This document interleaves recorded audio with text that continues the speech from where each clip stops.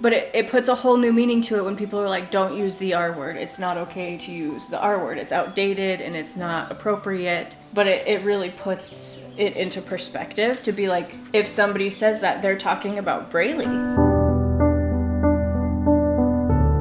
If you're new to our channel, Braylee is our 7-year-old daughter diagnosed with autism level 3, sensory processing disorder, hypotonia, dyspraxia. These diagnoses came at the age of 22 months old. We had a re-evaluation. We have received the results, and they were different from what we were expecting. We've been talking about Braylee's reevaluation for a while. We started it in March. It was a 2-part appointment. First one was just a couple hours, and then the second one was rescheduled because of just all the closures of everything. And then we got to redo the second part, reschedule it, for a virtual video conference, and that lasted about 4 hours. And we were asked a lot of questions about Braylee and to see some interactions with Braylee and things like that. The person from the first part was able to interact with Braylee as well, so they didn't have just what we have to say to go on. Like, they got to observe a little bit as well, but it was 2 different people. At the end of the 4 hours, she wrote everything up, got all of the diagnoses, and presented us with the information, and it gave us some more updated developmental levels for Braylee.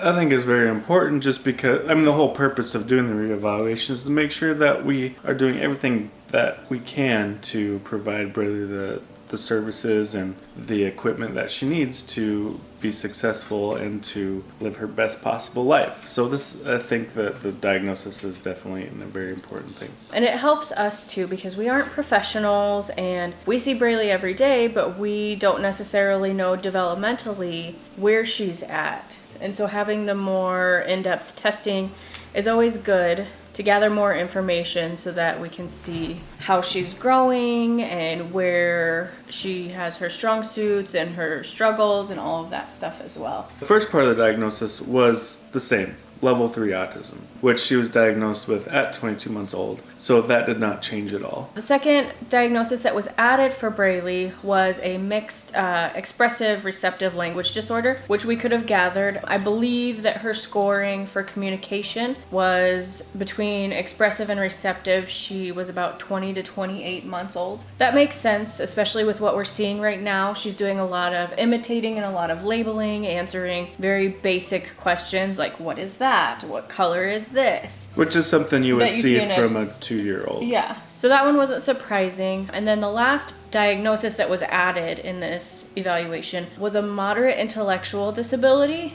It's the first time that we were caught off guard by a diagnosis.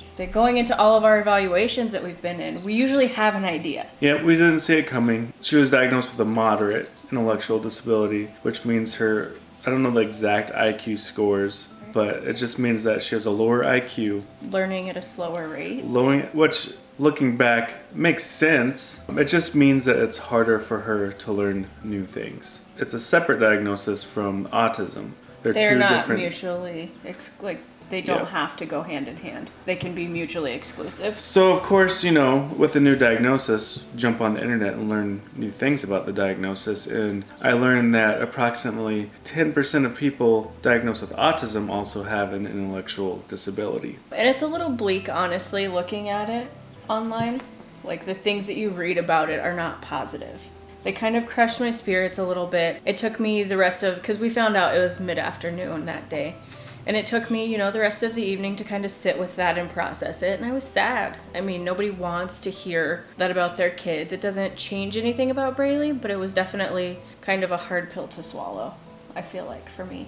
I have yet to go through that grieving process, and I think that eventually it's going to happen. Right. I don't think it's set in for me. Hearing it that day for me really, it stung. I can think about it sometimes, but it doesn't really set in. That's just who I am too. I pack things away. That's my personality. And one day it's going to come up, and it's just going to be a process that I go through. When I go through that point of, this is a tough day thinking about yet another diagnosis. Yeah.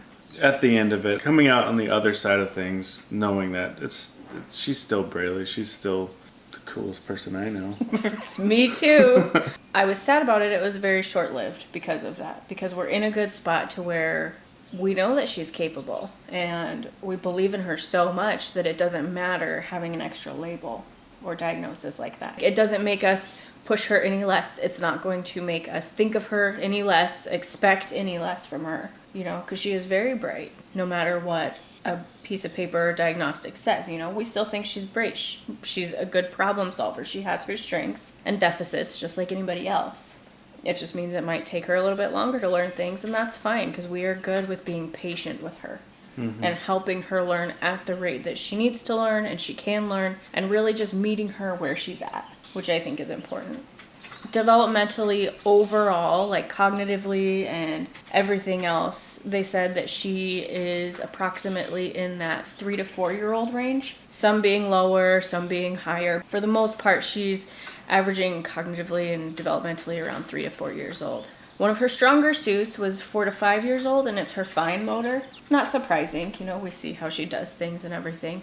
It was good to get that new information and to always be up to date. She requested that we will see her for another evaluation in a year, which isn't super common, but I think part of it is because she didn't get to see Braylee firsthand to get her information and stuff like that. Yeah, it was all done over video conferencing. And also to help us continue to get all the things that we need for Braylee. I just want to be able to say, hey, we're in this together. We know that there's a lot of people that get diagnosis every day. The most important thing to take away from it is it doesn't change the person. It opens up opportunities for additional services and resources to help the person diagnosed live a more independent and a life. A fulfilling life. Yeah, it's a pursuit of happiness, really. Being able to have these resources and supports available, it's going to help us help Braylee live in this world in a better way. So for those of you who don't know, the diagnosis of intellectual disability is the replacement with the new testing and psychology books and everything. It's the replacement for the R word. And so that's a little bit hard. I think the label of that was the hardest to kind of take in. Yeah. But it puts a whole new meaning to it when people are like, don't use the R word. It's not okay to use the R word. It's outdated and it's not appropriate. But it really puts it into perspective to be like, if somebody says that, they're talking about Braylee. But actually knowing, hey, she actually has that medical diagnosis. So it's not a stretch for us to say that. When they're talking about people and using the R word, they're talking about our kid. And I think that was part of the hardest thing for me. Like, whenever I hear that word, I just feel this fire in my veins. Like, it just... I can't imagine you getting fired up like that. It hits you in the gut every single time. It stings. Every like time. It's a punch. And I think it's going to be that much worse now. It bothers me so much just because it's so derogatory. It's harsh and it's harmful. Cruel. And I know, like, it's a word, yes. Words hurt, though. Words do hurt. We've been quiet about the new diagnosis for a few weeks now. Mm-hmm. We haven't said much. We haven't said anything about it ever since we actually got it. Here and there it's been peppered in conversations, you know. But I mean, we talked to the people close to us about it when we were processing it, which was helpful. But I think that we needed a little bit of time ourselves. A few weeks. It's been good, you know. Yeah. To really gather our thoughts about it and what we wanted to share, what we don't want to share. That's all I got. That's all I got. Braylee's an amazing kid. Doesn't change anything. No. She's gonna go on to do amazing things in life. She already is. Yep, she's already changed the world, really. Mm-hmm. More than we have, that's for sure. She's changed the world probably more than we know. Mm-hmm. Like we do see your comments and how much joy she brings to everybody. It's not a negative thing, it just is a thing. It doesn't change who Braylee is. It's just a part of why she struggles, and that's okay. It just means that she's even that much of a harder worker.